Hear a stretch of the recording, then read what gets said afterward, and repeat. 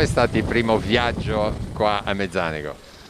Beh, è stato interessante, noi è proprio il primo, quindi per noi è, è proprio un collaudo, è andato tutto bene, un piccolo modifica alle luci, ma hanno fatto un lavoro davvero encomiabile, sono proprio bravi. Di notte pilotiamo in due perché vogliamo in volo a vista, ma già messi in modo strumentale, perché se dovessimo entrare per errore, per mille motivi, in una nebbia o in una nuvola, siamo già settati per poter volare poi solo con gli strumenti e con l'autopilota. Due notizie tecniche su Sì. questo elisoccorso. Allora, dal 1° luglio abbiamo la base operativa ad Albenga che fa anche il volo notturno. Sono 2 anni che è diurna, dal 1° luglio è operativa anche di notte su tutto il servizio regionale.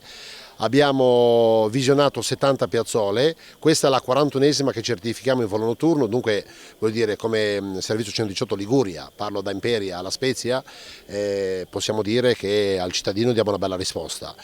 L'orografia del territorio richiede delle strutture di questo tipo. Se vogliamo velocizzare il trasporto dei pazienti particolarmente critici in strutture sanitarie di riferimento più importanti, occorre far intervenire anche gli elicotteri. Ravviva in noi, o Padre, nel segno di quest'acqua benedetta, l'adesione a Cristo, via, verità e vita.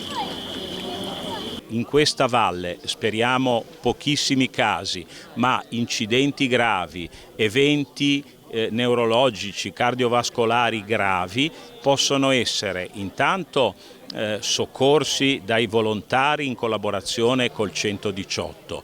Poi il 118 può attivare il servizio di elisoccorso se si rende conto che il caso è particolarmente grave, per raccoglierlo, portarlo in modo assistito e molto veloce nella struttura ospedaliera di riferimento.